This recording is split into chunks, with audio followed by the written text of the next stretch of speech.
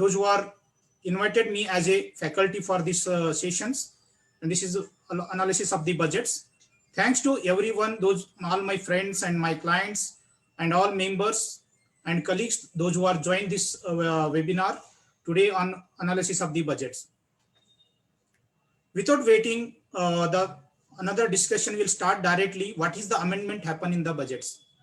Every time the budget, whenever coming, everyone expected ये बार क्या होगा, कितना स्लैब रेट अपना चेंज होगा, कितना अपना डिडक्शंस मिलेगा, और अपना हाउसिंग इंटरेस्ट का कितना स्लैब अपना 24 सेक्शन में बढ़ेगा. ये बहुत सारे एक्सपेक्टेशन कॉमन पीपल का रहता है. But this year no any such changes in happen in the slab rate and deductions or section 24 deductions. But they change something technically. In a budgets, they are totally changed. This budget is totally technical budgets. We can say normal person cannot understand this budgets. We'll go in details one by one.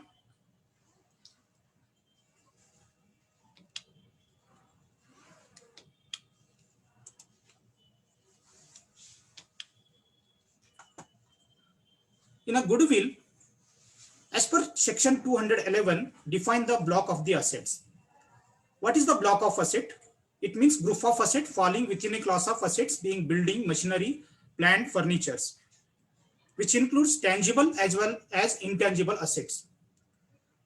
Intangible assets, copyright, know-how in goodwill is also part of the intangible asset before the budget.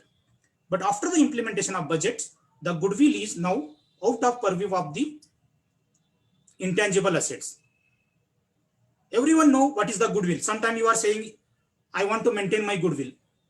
The goodwill is, there are two types. One is self-generated goodwill. Another one is acquiring the goodwill. So previously, before the budgets, in case of goodwill, we are charging the depreciation under section 32(1). But after the budget amendments, we cannot charge the depreciations. It is totally out of purview of the intangible assets. So we cannot charge the depreciations. If any goodwill, if you sold previously, that is treated as a short-term capital gain. Because if suppose if you say your block of intangible asset is 1 lakh rupees, if you sold that block for 1,25,000 rupees, that 25,000 rupees is treated as a short-term capital gain. It will be chargeable according to the whatever the slab of taxations you come under that slab. But after the implementation of budget, they are separately, they mention the guidelines for the calculations of the gain after the sale of the goodwill. So now goodwill is not at all the block of assets. So it is the out of the block of assets. In case of goodwill, how we measure the cost? If the goodwill is, if it is a self-generated asset, there is no any cost because it is a self-generated assets. In case of purchase cost, it is the cost of the acquisition is the purchase cost of the goodwill.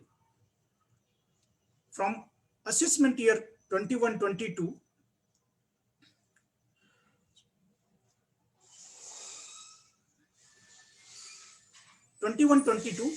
it is out of the purview of the block of assets, so no need to claim the depreciations.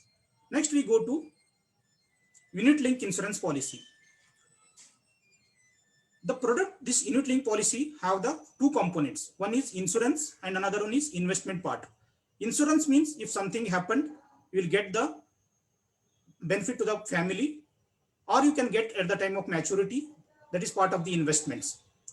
Previously, whatever your investment in unit link insurance policy, if the amount you received at the time of maturity not more than the 10% of the sum assured, that will be exempt under section 10(10)(d). But these amendments, if you any premium paid more than 2,50,000 in a previous year, whatever amount you get at the time of maturity, if you say if your premium of ULIP is say 3,50,000 rupees, up to 2,50,000, no problem. The rest of the 1 lakh, just a minute. Sorry. If you invested ULIP more than 2,50,000, whatever amount you get at the time of maturity, that will be treated as a capital gain. That will be chargeable at the rate of 10%. Previously, this will be exempted under section 1010D. But after the implementation of the budgets, they are totally changed. What if you invested in ULIP more than 2,50,000 in a previous year, that will become under the capital assets. They change the definition of the ULIPs. Under section 214, that asset is treated as a capital assets. Whatever amount you received at the time of maturity, extra amount, that will be treated as a capital gain, and that will be chargeable at the rate of 10%. Because for one reasons, they are changed many sections. Under section 214, they change the definition. Section 1010D, they change. Proviso 5 says, suppose if you having two ULIP policy, suppose if you are having paying the two in ULIP policy premium, one is 1,50,000, another one is another 2 lakh rupees. That is 3,50,000 aggregate is calculated for calculating the capital gain. This is the proviso 5 says. Like proviso 5, 6, 7, 8, and also for computation of the capital gain under section 45(1) they change, and the read is section 112A. They all change many sections due to this policy concept. Interest on provident fund. In Finance Bill 2020, whatever employer contribution more than 7,50,000, that will be chargeable in the hand of the employees. That is already amended in the Finance Bill 2020. But now in this Finance Bill 2021, they are amended. If any contributions made by the employee more than 2,50,000, whatever interest earned on that will be treated as an income under the head other source. Suppose say if you are invested in a PF 3,50,000 rupees, 1 lakh interest, whatever earned the amount in 1 lakh rupees, that will be treated as other source income. Previously, all interest, whatever interest you received from the provident fund, that will be tax free under section 10, 11, and 12. But after the budget, if you are contributing more than 2,50,000, whatever amount interest you are receiving from that extra amount interest, that will be chargeable under the head income from other sources. We don't know how they are calculated, because most of they are saying in the budgets, all interest, dividend income, and short-term capital gain, long-term capital related to equity, all are auto-prefill. So that there is no need to calculate manually. So that how they calculating this is very complicated provisions. How the interest, their extra amount they are calculated, it is very difficult to make the calculations for the interest purpose. Whatever income earned by the educational institutions and medical institutions, previously educational institutions, if its receipts is more than 1 crore rupees, less than 1 crore rupees, there is no any income is taxable. But after the budgets, they are increase that cap 1 crore to 5 crores rupees. But what they did previously, educational institutions and medical institutions have separate 1 crore cap. But after the implementation of budgets, they are aggregating the amount of 5 crores rupees. Suppose if you say if your educational institutions receipt is 2 crore 50 lakh rupees, and medical institutions, if you are having 2 crore 50 lakh, that aggregate they are considered for giving the exemption. Previously we are getting the 2 crores exemption. Now we are getting the 5 crores exemptions for educational and medical institutions. Charitable trust. In charitable trust, they have done many changes. It's very complicated, and they are very applied the mind for giving the benefit to the charitable industries. Shut off of deficit is not allowed to charitable institutions. Suppose say if you are incurred any expenditures more than your receipt. Suppose if your contribution is say 1 lakh rupees, if you incurred expenditures of 1,10,000 rupees, that 10,000 you can carry for the next year, and next year it is treated as an application of the fund. But now from 21-22, they are totally stopped for carry forward of losses. Whatever expenditures you are incurred, only consider in that year only for the purpose of calculation of 85%. You cannot carry forward and set off in the next year as applications of the fund. And second thing, amount applied out of loan is not considered as an applications of the income. Suppose if you are during that period, you have no any contribution from to your trust, and you expended through loans. If you are taken loan from the trustee or any member of the trust, and you expended some amount for the charitable purpose, in that case also they are not considered it as an application of the fund. So be careful.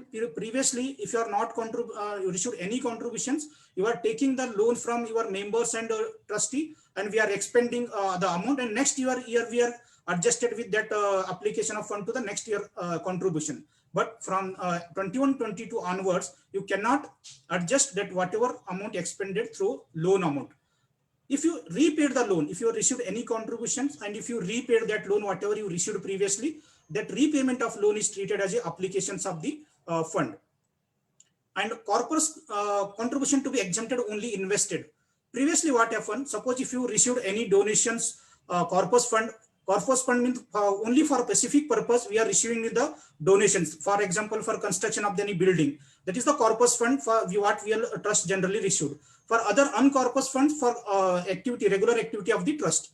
Previously, even if you are spend any amount for a corpus purpose, and that will consider an 85% application of the fund. But from this amendment, you cannot consider corpus fund in calculating the 85% slab.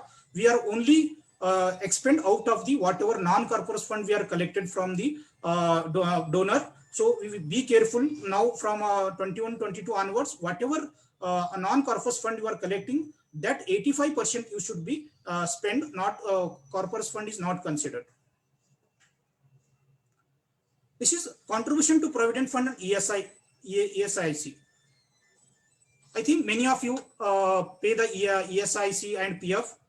And how many of you paying the ESIC and PF of your employee? You can raise the hand, or you can type P in the chat box. So we can understand how many of you are paying the PF and ESI from your collecting the PF, ESI and paying to the governments. Anyone, you can chart P, or you can raise the hands. So can I understand how many of you are collecting the PF, ESI from your employee and paying the government? Because this is very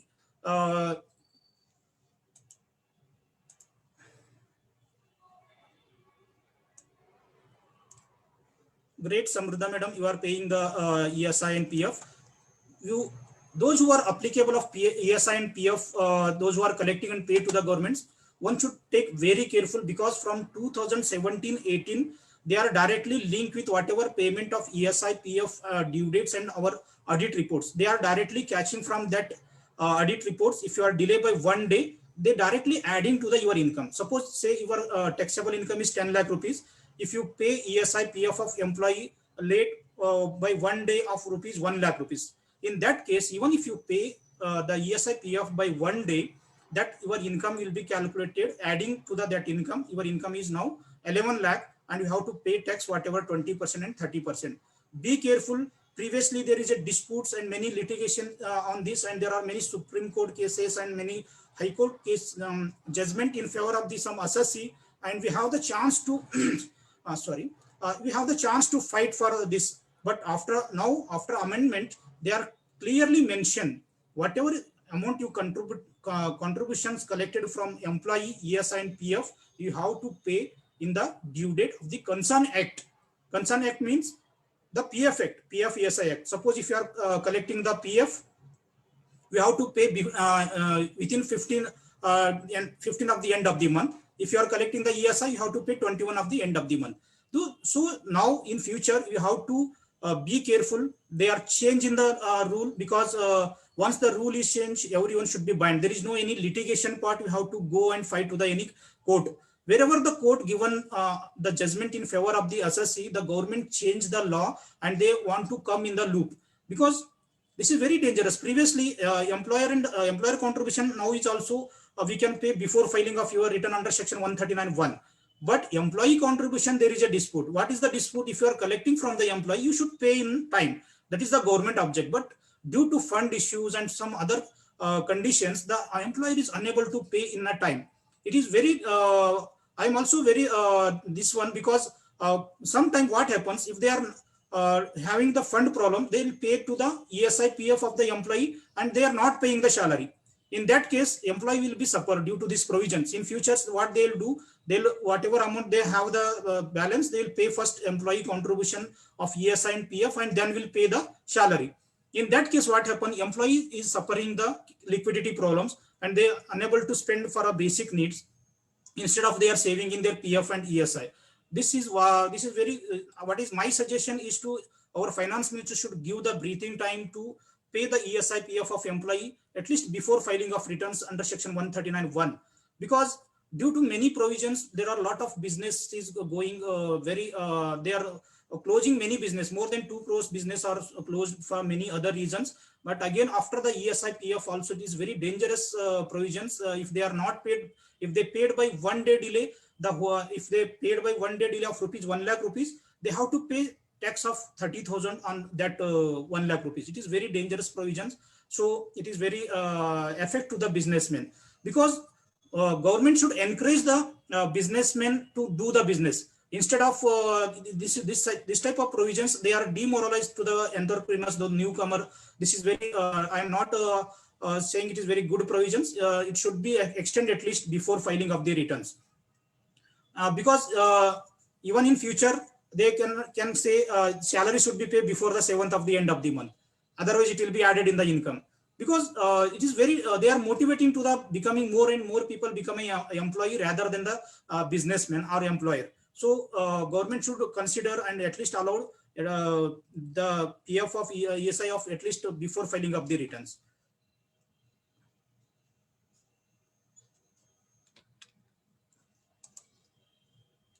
Again, tax credit limit, they are increased from previously they are increased from 1 crores to 5 crores, and now they are increased from 5 crores to 10 crores.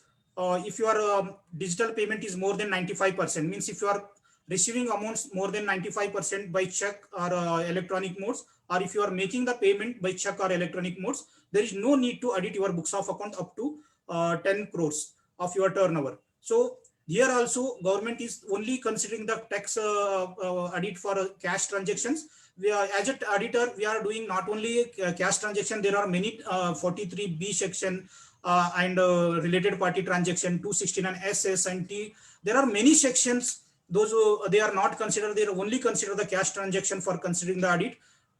We will not more discussion on this. And section 44ADA. 44ADA is previously applicable to LLP also, but after the amendment of this budget, they are remove the LLP. Section 44ADA is not applicable to LLP because this is the form according to the Company Act. So what their suggestion is, previously private limited company also not covered under 44ADA. Now LLP also now out of purview of the 44ADA, they should maintain the books of accounts under section 44AA. Stamp duty values, and they are also due to COVID and other reasons, they want to improve the real estate business. Whatever you builders selling the flats below the up to 20% they can allow. Suppose if your flat cost is say 1 crore rupees, up to 80 lakh rupees, you can make the agreement. So that is a very good initiative taken by the government to boost the real estate.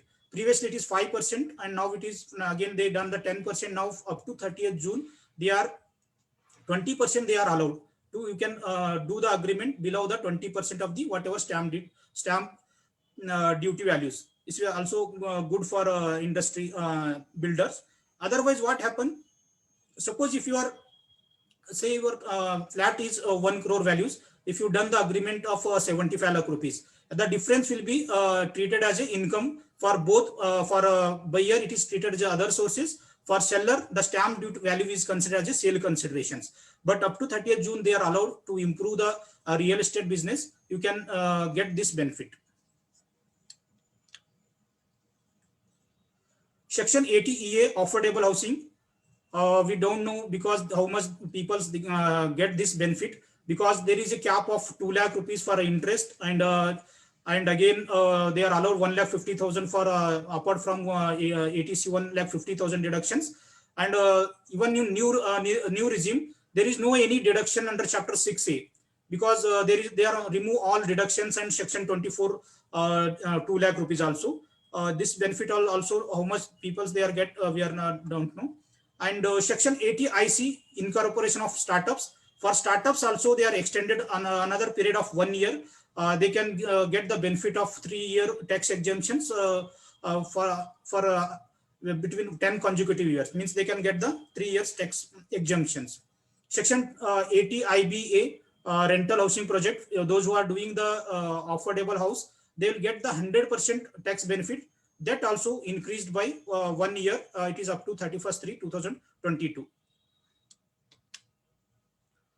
Belated returns and revised returns.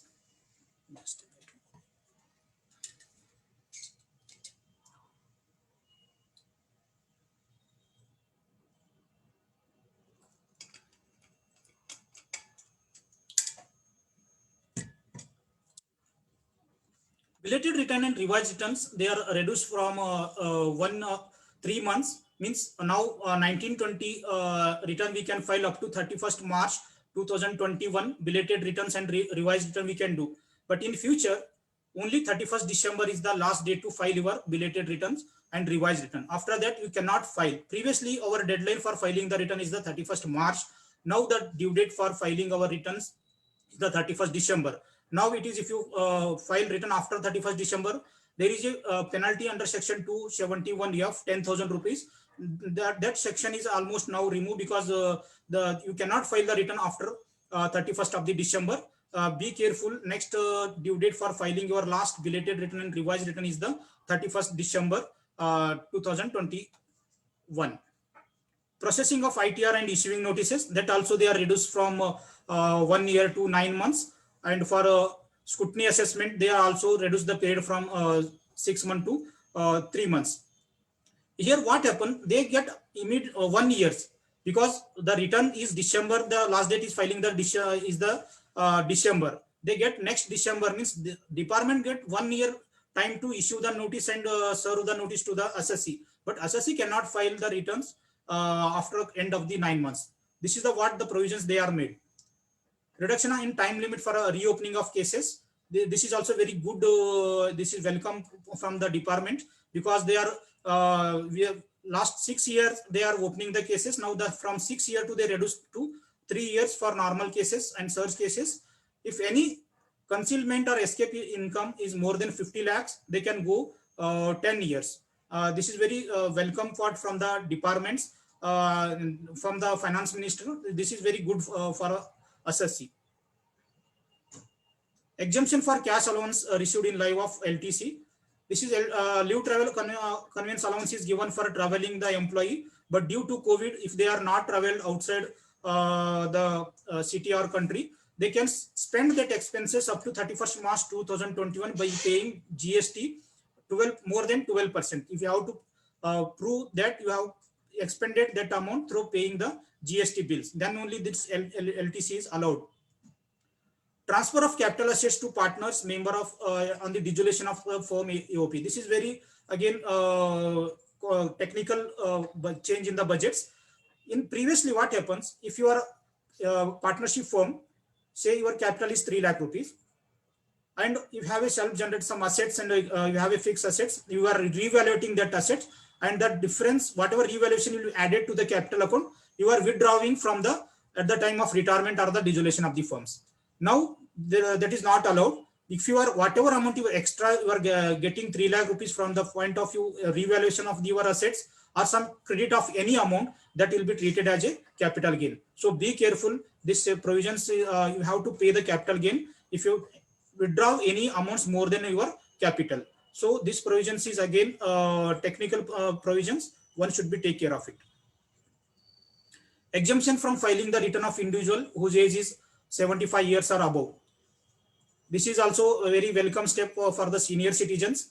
But one should take care if you are doing any business or professions after the age of 75 years. This provision is not applicable. This provision is specifically applicable only those who are having the interest income and pension income. Then only you cannot file the return. If you are doing any business or professions, you have to file the return. Again, section 194Q, they are inserted for the TDS. This section is totally the rectification of the section 2061H, what they previously done.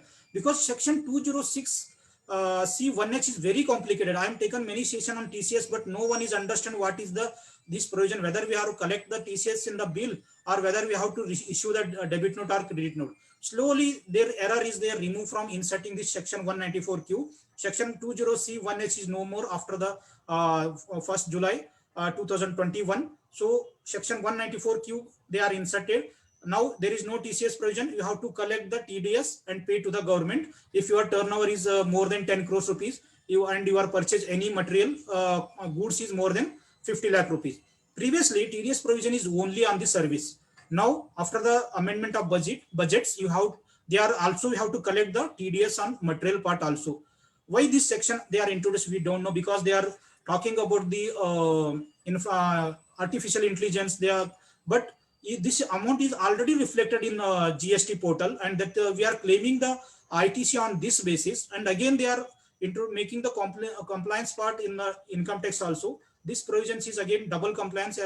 What is my opinion? So it is you have to deduct the TDS and pay to the government anyhow, because this amount is already reflected in GST portal. So there is no need to again you have to deduct the TDS, because we are claiming now from even they are amended in the GST Act. We have to claim only GST ITC credit as per the 2A. So there is no need to again make the TDS and deduct the TDS. That is also make the compliance part they are increased.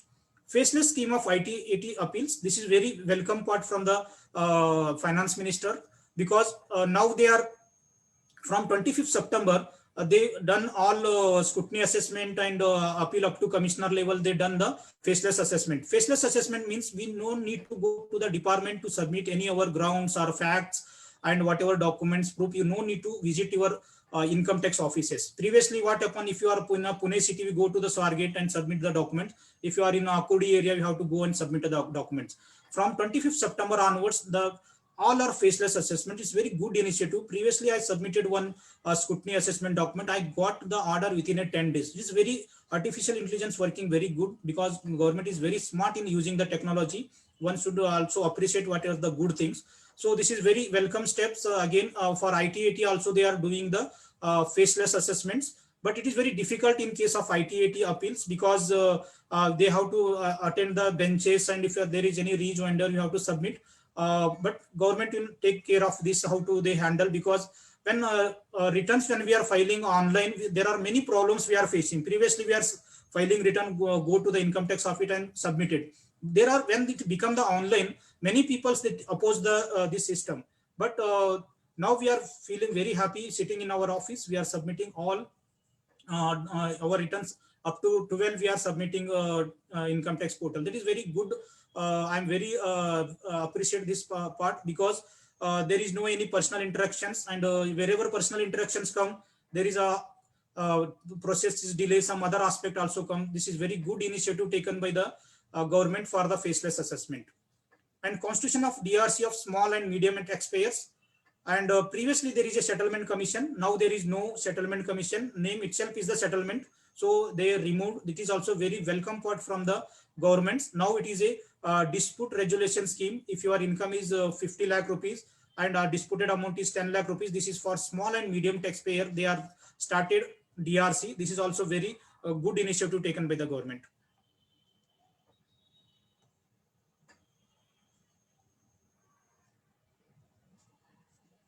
Amendment in indirect taxes. What we discussed, just definition of zero rated supply has been proposed to be amended, and retrospective amendment of the GST Act proposed to be provided that net cash liability component, it is very good for the assessee part, because previously they are charging interest on gross basis. Means if your output is 1 lakh rupees, they are charging interest on 1 lakh rupees, not on net liability. So this is very welcome for the this is already system generated. They are started calculating on net basis only. And a new condition for claiming the credit, as we just did discuss, whatever amounts reflected in your 2A, that only you can get the benefits. Mandatory requirement of getting annual account audited. And again, there is no need to do the GST audit and no need to file the annual returns. The commissioner given empower to whether file the GST annual return or not. If you want to go for appeal, you have to pay the 25% penalty is required to be paid before filing of any appeal. This is the GST amendment. For small companies, this is also very good welcome step by the finance ministry, because previously if your paid up capital is 50 lakh rupees and your turnover is 2 crore rupees, it is only treated as a small company. Those who are having paid up capital more than 50 lakh rupees and more than 2 crores turnover, we have to prepare the cash flow statement to submit the department. Now that limit is increased from 50 lakhs to 2 crore rupees, and turnover increased from 2 crores to 20 crores rupees. And most of the companies, they are come under small companies. There is no compliance part is reduced. For one person company, previously there is a restriction. If they want to convert from private limited company, they have to complete at least 2 years, and their turnover should be more than 2 crores. Then only they convert the OPC into private limited company. That restrictions, they are removed for OPC. Now you can at any point of time you can convert from OPC to private limited company. And they're also giving opportunity for the non-residents. If he come India, previously the date he should stay in India minimum 182 days. That also they are reduced from 182 days to 120 days. After 120 days, he can form the OPC. That is also welcoming part. Thank you. If you have any queries related to our budgets and any, please ask. If you are,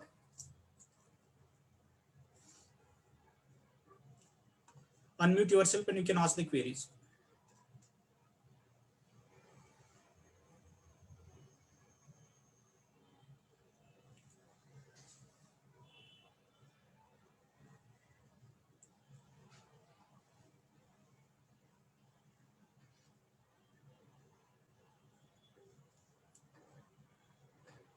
Otherwise, we'll share one link of Google Drive. If you have any queries, you can add your mobile number and email ID and post your queries. We will give the answer.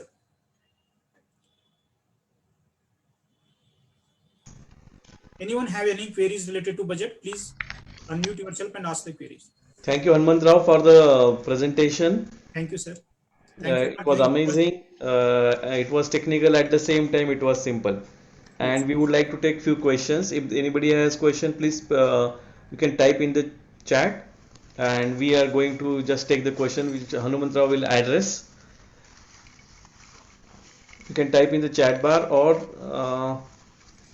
you can Hanumantrao, can you just type your mobile number so that those who want, they can directly get in touch with you? Yes, sir. Yes, I will type.